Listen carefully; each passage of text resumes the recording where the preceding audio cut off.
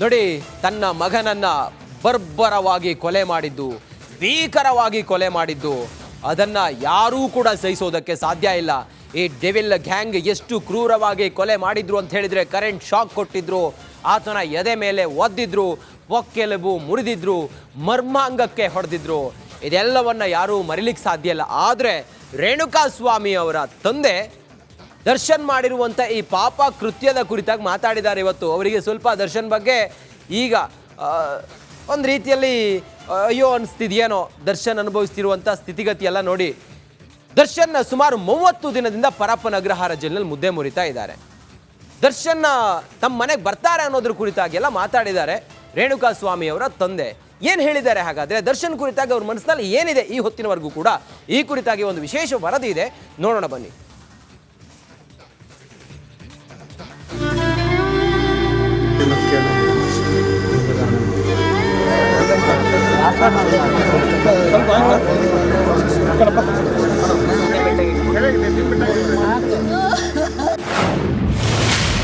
ದಾಸನನ್ನು ಕ್ಷಮಿಸ್ತಾರ ರೇಣುಕಾ ತಂದೆ? ಮಗನ ಸಾವಿನ ದ್ವೇಷ ಮರೆತ್ರ ಹೆತ್ತವರು? ಅವನು ಉದ್ಧಾರ ಆಗ್ತಾರ? ಅವನಿಗೆ ನ್ಯಾಯ ಸಿಗುತ್ತೆ ಮೇಲೆ? ಮಗನನ್ನ ಕಳೆದುಕೊಂಡು ಹೆತ್ತವರ ರೋಧನೆ, ಹೆತ್ತ ಕರುಳಿನ ಹಿಡಿಶಾಪ. ರೇಣುಕಾಸ್ವಾಮಿ ಹತ್ಯೆ ಕೇಸ್ ಬರೀ ಕರ್ನಾಟಕವಲ್ಲ, ಇಡೀ ದೇಶವನ್ನೇ ಬೆಚ್ಚಿ ಬೀಳಿಸಿತ್ತು. ಆರೋಪಿ ದರ್ಶನ್ ವಿರುದ್ಧ ಪ್ರತಿಯೊಬ್ಬರು ಆಕ್ರೋಶದ ನುಡಿ ಹೊರಹಾಕಿದ್ರು.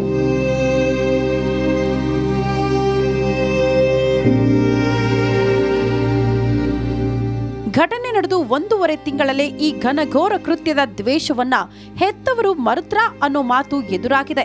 ಯಾಕಂದ್ರೆ ದರ್ಶನ್ ಬಗ್ಗೆ ಮಾತಾಡಿರುವ ರೇಣುಕಾಸ್ವಾಮಿ ತಂದೆ ಶಿವನಗೌಡರ್, ದರ್ಶನ್ ನಮ್ಮ ಮನೆಗೆ ಬಂದ್ರು ನಾವು ದ್ವೇಷ ಮಾಡಲ್ಲ, ನಾವು ಯಾರ ಬಗ್ಗೆಯೂ ಕಮೆಂಟ್ ಮಾಡಲ್ಲ, ಎಲ್ಲರ ಬಗ್ಗೆಯೂ ಒಳ್ಳೆ ಭಾವನೆ ಇದೆ ಅಂತ ಹೇಳಿದ್ರು. ಬಂದ್ರಿ ನಮಗೆ ಎಲ್ಲರೂ ಬರ್ತಾರೆ, ಬರ್ಲಿ, ಬಂದ್ರೆ ನಮ್ಗೆ ನಾವು ಹೇಳ್ತೀವಿ, ಅವ್ರು ಕಳಿಸ್ತೀವಿ ಅಷ್ಟೇ. ಅವತ್ತೇನು ಬರೋಣ ನೋಡೋದು ಗೊತ್ತಿರ್ತಾ. ಯಾರು ಬಂದ್ರು ನಾವು ಯಾರನ್ನೂ ಶತ್ರು ನಾವೇನು ಬಯಸಲ್ಲ ತಿಂದ. ನಾವು ಎಲ್ಲರಿಗೂ ಒಳ್ಳೆ ರೀತಿಯಿಂದ ನಾವು ಗೌರವ ಕೊಡ್ತೀವಿ. ನಮ್ಮ ಮನೆಗೆ ಯಾರು ಬಂದ್ರು ಬರ್ರಿ ಅಂತೀವಿ ಅಷ್ಟೇ. ನಾವು ಇದರಲ್ಲಿ ನಮ್ಮ ಏನಿದೆ ಅದು ನಮ್ದು ಏನೈತೆ ಅದು ಕಾನೂನು ಪ್ರಕಾರ ನಡೀತೈತಿ. ಅವ್ರು ಬಂದ್ರೆ ಬರ್ರಿ ಸ್ವಾಮಿ, ಬರ್ರಿ ಕೂತ್ಕೊಡ್ರಿ, ಉಣ್ರಿ, ತಿನ್ರಿ, ಕುಡೀರಿ, ಹೋಗ್ರಿ ಅಂತೀವೇನ. ನಾವು ಅವ್ರ ಬಗ್ಗೆ ಏನು ನಾವು ಯಾವುದು ಮಾತಾಡಕ್ಕೆ ಹೋಗಲ್ಲ, ಕಾಮೆಂಟ್ ಮಾಡಕ್ಕೆ ಹೋಗಲ್ಲ ನಾವು. ಇನ್ನು ಕಾನೂನು ಪ್ರಕಾರ ಏನು ನಡೆಯುತ್ತದೆಯೋ ಅದು ನಡೆಯಲಿ. ದರ್ಶನ್ ಮನೆಗೆ ಬರುವ ವಿಚಾರ ಗೊತ್ತಿಲ್ಲ. ಯಾವುದೇ ಮಂತ್ರಿ ಬಗ್ಗೆಯೂ ಕಮೆಂಟ್ ಮಾಡಲ್ಲ, ದರ್ಶನ್ ಬಗ್ಗೆಯೂ ಕಮೆಂಟ್ ಮಾಡಲ್ಲ. ನಮ್ಮ ಮನೆಗೆ ಬಂದ್ರೂ ಕೂಡ ಬನ್ನಿ, ಊಟ ಮಾಡಿ, ಕುಳಿತುಕೊಳ್ಳಿ ಎನ್ನುತ್ತೇವೆ. ಹೀಗಂತ ರೇಣುಕಾಸ್ವಾಮಿ ತಂದೆ ಶಿವನಗೌಡರ್ ಪ್ರತಿಕ್ರಿಯೆ ಕೊಟ್ಟಿದ್ದಾರೆ. ಪೊಲೀಸ್ ನಡೀತಾ ಇದೆ, ನಾವು ಅಡ್ಡ ಫೇರ್ ಹೋಗಲ್ಲ, ನಾವು ಯಾರ ಬಗ್ಗೆ ಕಾಮೆಂಟ್ ಮಾಡಕ್ ಹೋಗಲ್ಲ. ಎಲ್ಲರ ಬಗ್ಗೆ ನಮ್ಗೆ ಒಳ್ಳೆ ಭಾವನೆ ಇದೆ, ಒಳ್ಳೆಯದು ನಾವು ಸ್ವೀಕಾರ ಮಾಡ್ತೀವಿ. ನಾವು ಯಾವ ರೀತಿ ವ್ಯತಿರಿಕ್ತವಾಗಿ ಯಾವುದು ಹೋಗಲ್ಲ. ನಮ್ಮ ಕಾನೂನು ಏನೈತೆ ಅದು ನಡೀತೈತೆ, ಅದು ಮಾಡಿ ಬಂದಾಗ ಆ ವಿಚಾರ ಪ್ರಸ್ತಾಪ ಬಂದಾಗ ಮಾತಾಡೋಣ. ಈಗ ನಾವು ಅಂತ್ಯಕ್ಕಂತೆ ವಿಚಾರಕ್ಕೆ ನಾವು ನಮಗೇನು ಬಂದಿಲ್ಲ, ನಮ್ಗೆ ಗೊತ್ತಿಲ್ಲ. ನಾವು TV ಮಾಧ್ಯಮದಲ್ಲಿ ಇರೋದಕ್ಕೆ ನಾವು ಉತ್ತರ ಕೊಡೋಕ್ಕಾಗಲ್ಲ.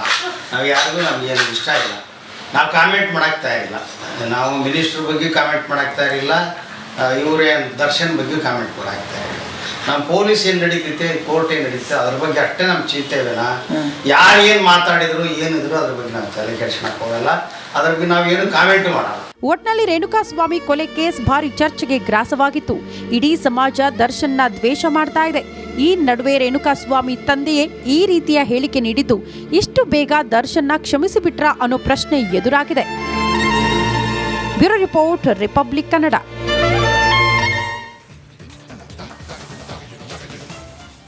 ಕೊಲೆ ಕೇಸ್ನಲ್ಲಿ ಲಾಕ್ ಆಗಿರುವ ದರ್ಶನ್ 13 ವರ್ಷದ ಹಿಂದೆ ಆಡಿದಂಥ ಮಾತು ಇವತ್ತು ಮುಳುವಾಗುವ ಸಾಧ್ಯತೆ ಕಾಣಿಸ್ತಾ ಇದೆ.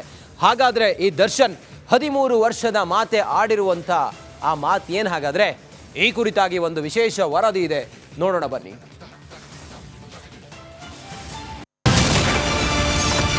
ದರ್ಶನ್ ವಿಚಾರದಲ್ಲಿ ನಿಜವಾಯ್ತು ಅವರದ್ದೇ ಮಾತು.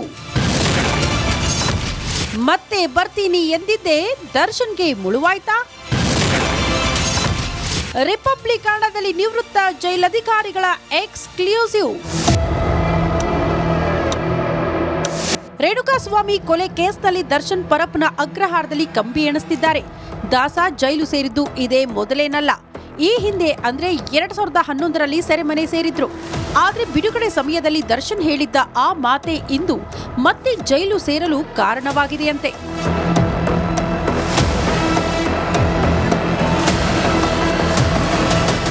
ಹೌದು, ಅದು ಜೈಲಧಿಕಾರಿಯಾಗಿದ್ದ ಸತೀಶ್ ಅವರು ದರ್ಶನ್ ಜೊತೆಗಿನ ಅನುಭವವನ್ನ ರಿಪಬ್ಲಿಕಾಣದೊಂದಿಗೆ ಹಂಚಿಕೊಂಡಿದ್ದಾರೆ. ಜೈಲಿನಿಂದ ಬಿಡುಗಡೆಯಾದ ದರ್ಶನ್ ಹೋಗಿ ಬರ್ತೀನಿ ಅಂದಿದ್ರಂತೆ. ಆದ್ರೆ ಆಸ್ಪತ್ರೆ, ಜೈಲಿನಲ್ಲಿ ಹೋಗಿ ಬರ್ತೀನಿ ಎಂದು ಹೇಳಬಾರದು, ಅದೇ ಇವತ್ತು ಮುಳುವಾಗಿದೆ ಎಂದು ಹೇಳಿದ್ರು. ವಿಧಿ ಅಂತಿರ್ತದಲ್ಲ ಸರ್, ಅದೇ ಬಿಡುಗಡೆ ಆಗೋ ಟೈಮಲ್ಲಿ ಬಂದು ಎಲ್ಲರಿಗೂ, ಸ್ಟಾಫ್ ಅವ್ರಿಗೆಲ್ಲರಿಗೂ ನಿಮ್ಮೆಲ್ಲ ಕೋಆಪ್ರೇಷನ್ನು ಮತ್ತು ಗೈಡೆನ್ಸ್ ಭಾಳ ಒಳ್ಳೆಯದಿತ್ತು, ಹೋಗಿ ಬರ್ತೀನಿ ಅಂತ ಎಲ್ಲರಿಗೂ ಕೈ ಮುಗಿದು ನಾವು ಎಲ್ಲರಿಗೂ ಆ ಮಾತನ್ನ ಕೇಳೋದೇ ಇಲ್ಲ ಜೈಲಲ್ಲಿ. ನಾವು ಹೋಗ್ತೀನಿ ಅಂದ್ಬಿಟ್ಟು ಹೋಗು ಅಂತ ಮೊದಲೇ ಹೇಳುವ. ಬಟ್ ಇವರು ಸಡನ್ನಾಗಿ ಹೇಳ್ತಾರೆ ಅಂತಲೂ ನಮಗೆ ಗೊತ್ತಿರಲಿಲ್ಲ, ಹೇಳಬಾರ್ದು ಅಂತ ಅಂದ್ಕೊಂಡಿದ್ರೋ ಇಲ್ವೋ ಗೊತ್ತಿಲ್ಲ. ಒಟ್ಟಲ್ಲೇ ಕಾಕತಾಳೀಯ. ಇನ್ನು ದರ್ಶನ್ ಕುರಿತು ನಿವೃತ್ತ ಜೈಲಧಿಕಾರಿಗಳು ಕುತೂಹಲಕಾರಿ ಅಂಶಗಳನ್ನು ಹೇಳಿದ್ದು ತೋರಿಸ್ತೀವಿ ನೋಡಿ. ಹಿಂದೆ ಜೈಲಲ್ಲಿದ್ದಾಗಲೂ ಪತ್ನಿ ಮಗನ ಎದುರು ಕಣ್ಣೀರು. ಮೊದಲು ಒಂದೆರಡು ದಿವಸ ಹಾಸ್ಪಿಟ್ಲಿಗೆ ಹೋಗಿ ಬಂದ ನಂತರ ಟೆನ್ಷನ್ ಇದ್ದಿದ್ದು ಕಡಿಮೆ ಆದ ನಂತರ ಓಡಾಡ್ಕೊಂಡಿರ್ತಿದ್ರು. ನಂತರ ಮೊದಲ ಭೇಟಿ ಅಂತ ಹೇಳಿದ್ರೆ ಅವರ ಶ್ರೀಮತಿ ಬಂದರು, ಮಗನೂ ಕರ್ಕೊಂಡ್ಬಂದಿದ್ರು. ಇಬ್ಬರು ಒಂದು ಸ್ವಲ್ಪ ಹೊತ್ತು ಕಣ್ಣೀರು ಹಾಕಿದ್ರು. ಪತಿಗೆ ಧೈರ್ಯ ತುಂಬಿದ್ದ ಪತ್ನಿ ವಿಜಯಲಕ್ಷ್ಮಿ. ಆ್ಯಕ್ಚುಲಿ ಹೇಳಬೇಕು ಅಂದರೆ Vijayalakshmi she is A very good lady. ಅವರೇ ಫಸ್ಟು ಹೇಳಿದರು, ಆಗಬಾರ್ದಿತ್ತು, ಆಗಿದೆ, ಇನ್ನು ಮುಂದೆ ನಾವು ಚೆನ್ನಾಗಿರೋಣ, ಮಗುಗೋಸ್ಕರ, ಭವಿಷ್ಯಕ್ಕೋಸ್ಕರ ಮಾಡೋಣ ಅಂದ್ಬಿಟ್ಟು ಅಂತ ಹೇಳಿದಾಗ ಆಯಿತು, ನನ್ನಿಂದನೂ ದುಡುಕಾಗ್ಬಿಟ್ಟಿದ್ದೀನಿ ನಾನು, ಮುಂದೆ ಈ ರೀತಿ ಆಗದೆ ಇದ್ದಂಗೆ ನಾವು ಚೆನ್ನಾಗಿರೋಣ ಅಂದ್ಬಿಟ್ಟು ಅಂತ ದರ್ಶನ್ ಹೇಳಿಬಿಟ್ಟು ಅವತ್ತೆಲ್ಲ ಭಾಳ I was feeling very happy. ಯಾರಿಗೆ ತೊಂದರೆ ಕೊಟ್ಟಿದ್ದೀನಿ ಅಂತ ಎಲ್ಲ ಹೇಳ್ತಿದ್ರಲ್ಲ, ಅದೇ ಹುಡುಗಿ ಪಾಪ ಬಂದು ಮಗನ್ನು ಕರ್ಕೊಂಬಂದು ಅವ್ರಿಗೆ ಸಮಾಧಾನ ಮಾಡಿದ್ರಲ್ಲ, really she is great lady. ಪತ್ನಿ ಮೇಲೆ ಹಲ್ಲೆ ಮಾಡಿದ್ದಕ್ಕೆ ಪಶ್ಚಾತ್ತಾಪ ಪಟ್ಟಿದ್ರು. ಮೂರನೇ ವ್ಯಕ್ತಿಗಳು ಕೆಲವರೆಲ್ಲ ಏನೋ ಮಾಡಿ ಮನಸ್ಸು ಕೆಡಿಸಿ ಈ ಥರ ಎಲ್ಲ ಆಗಿರ್ತವೆ ಸರ್. ಈಗ ರಿಯಾಲಿಟಿ ಏನು ಅಂತ ಗೊತ್ತಾಗಿದೆ. ಮಾಡಿದ್ರ ಬಗ್ಗೆ ಭಾಳ ಇದು ಅಷ್ಟೆಲ್ಲ ನಾನು ಆ ಹುಡುಗಿಗೆ ತೊಂದರೆ ಕೊಟ್ಟೆ ಅಂತ ಇದ್ರೂ ಆಕೆನೇ ಬಂದು ನನಗೆ ಸಮಾಧಾನ ಮಾಡಿ ನನ್ನ ಮಗನ್ನ ಕರ್ಕೊಂಬಂದು ತೋರಿಸಿ ನನ್ನ ವಾಪಸ್ ಹೊಸ ಜೀವನಕ್ಕೆ ಕರ್ಕೊಂಡು ಹೋಗ್ತೀನಿ ಅಂತ ಹೇಳ್ತಾ ಇದ್ದಾರೆ. ನಾನು ಮತ್ತೆ ಯಾವುದು ಇದಕ್ಕೆ ಬರಲ್ಲ ಅಂದ್ಬಿಟ್ಟು ಅಂತ ಅವಾಗ ಹೇಳಿದ್ದು, ಯಾವುದೇ ಕೃತ್ಯಕ್ಕೂ ಭಾಗವಹಿಸಲ್ಲ. ಎಲ್ಲರಿಗೂ ಕೈ ಮುಗಿದು ಹೋಗಿ ಬರ್ತೀನಿ ಅಂದಿದ್ರು. ವಿಧಿ ಅಂತಿರ್ತದಲ್ಲ ಸರ್, ಅದೇ ಬಿಡುಗಡೆ ಆಗೋ ಟೈಮಲ್ಲಿ ಬಂದು ಎಲ್ಲರಿಗೂ, ಸ್ಟಾಫ್ ಅವ್ರಿಗೆಲ್ಲರಿಗೂ ನಿಮ್ಮೆಲ್ಲ ಕೋಆಪ್ರೇಷನ್ನು ಮತ್ತು ಗೈಡೆನ್ಸ್ ಭಾಳ ಒಳ್ಳೆಯದಿತ್ತು, ಹೋಗಿ ಬರ್ತೀನಿ ಅಂತ ಎಲ್ಲರಿಗೂ ಕೈ ಮುಗಿದು ನಾವು ಎಲ್ಲರಿಗೂ ಆ ಮಾತನ್ನ ಕೇಳೋದೇ ಇಲ್ಲ ಜೈಲಲ್ಲಿ. ನಾವು ಹೋಗ್ತೀನಿ ಅಂದ್ಬಿಟ್ಟು ಹೋಗು ಅಂತ ಮೊದಲೇ ಹೇಳುವ. ಬಟ್ ಇವರು ಸಡನ್ನಾಗಿ ಹೇಳ್ತಾರೆ ಅಂತಲೂ ನಮಗೆ ಗೊತ್ತಿರಲಿಲ್ಲ, ಹೇಳಬಾರ್ದು ಅಂತ ಅಂದ್ಕೊಂಡಿದ್ರೋ ಇಲ್ವೋ ಗೊತ್ತಿಲ್ಲ. ಒಟ್ಟಲ್ಲೇ ಕಾಕತಾಳೀಯ. ಈಗ ಮತ್ತೆ ಜೈಲು ಸೇರಿದ್ದು ವಿಧಿಯಾಟ. ಹೋಗಿ ಬರ್ತೀನಿ ಅಂದರು. ನೋಡಿ ಈಗ ಈ ಥರ ಇದೆ, ವಿಧಿ ಮುಂದಗಡೆ ಯಾರು ಏನೂ ಇಲ್ಲ ಸರ್. ಊಟ ತಿಂಡಿ ಸೆಲ್ಗೆ ತಂದು ಕೊಡ್ತಾರೆ. ಒಬ್ಬರು ಚೀಫ್ ಮಿನಿಸ್ಟ್ರೋ, ಪ್ರಧಾನ ಮಂತ್ರಿನೋ, ಮಿನಿಸ್ಟ್ರೋ ಯಾರು ಬಂದಾಗ ಕೋರ್ಟಲ್ಲಿ ಎ ಕ್ಲಾಸ್ ಪ್ರಿಸ್ನರ್ ಅಂತ ಬರೀಬೇಕು ಸರ್. ಇನ್ನು ಊಟ ತಿಂಡಿ ಎಲ್ಲನೂ ಅವ್ರ ರೂಮ್ಗೆ ಜೈಲಲ್ಲಿ ಏನು ಮಾಡ್ತಾರೆ ಅದನ್ನು ತೊಗೊಂಬಂದು ಕೊಡ್ತಾರೆ. ಒಬ್ಬರಿಗೆ ಊಟ ತರಿಸಿದ್ರೆ ಎಲ್ಲರೂ ಕೇಳ್ತಾರೆ. ನಮ್ಮ ಮ್ಯಾನ್ಯುಯಲಲ್ಲೇ ಇದೆ, it's discretionary power of the superintendent. ಜೊತೆಗೆ ಈ ಥರ ಬಂದಾಗ ನ್ಯಾಯಾಲಯದಲ್ಲಿ ಕೇಳ್ಕೊತಾರೆ. ಇಲ್ಲಿ ನಮ್ಮಲ್ಲಿ ಸೆಕ್ಯೂರಿಟಿ ಹೇಳ್ಬಿಟ್ಟು, ನೋಡಪ್ಪ ನೀನೊಬ್ಬನಿಗೆ ಊಟ ತರಿಸಿದ್ರೆ ನಿನ್ನ ಜೊತೆಲಿರೋರು ಎಲ್ಲರೂ ಕೇಳ್ತಾರೆ ಊಟ, ಇಲ್ಲ ನೀನೇ ಅಷ್ಟು ಜನಕ್ಕೂ ತರಿಸ್ಕೊಡ್ತೀನಿ ಅಂದರೆ ಅಷ್ಟನ್ನೆಲ್ಲ ಚೆಕ್ ಮಾಡಿ ನೋಡಿ ಬಿಡೋಕ್ಕೆ ನಮ್ಮಲ್ಲಿ ಜನನೂ ಕಡಿಮೆ ಇರ್ತಾರೆ. ಒಬ್ಬಳೇ ವ್ಯಕ್ತಿ ಆಗಿದ್ದಿದ್ರೆ ಅದೊಂಥರ ಇರ್ತಿತ್ತು. ಈಗ ಜೊತೆಲಿರೋರೆಲ್ಲ ಅಷ್ಟೊಂದು ಜನ ಅವರೇ, ಅಲ್ಲಿ ಬೇರೆ ಬೇರೆ ಹುಡುಗರೆಲ್ಲ ಹೇಳ್ಕೊಡ್ತವೆ, ಇದೇನ ನಿಮ್ಮ ಬಾಸು ಅವರೊಬ್ಬರೇ ಊಟ ತರಿಸ್ಕೊತಾವ್ರೆ, ನಿನ್ಗೇನಿಲ್ವಾ? ನೋಡಿದ್ರಲ್ವಾ ನಿವೃತ್ತ ಜೈಲರ್ ಹೇಳಿದ್ದನ್ನ?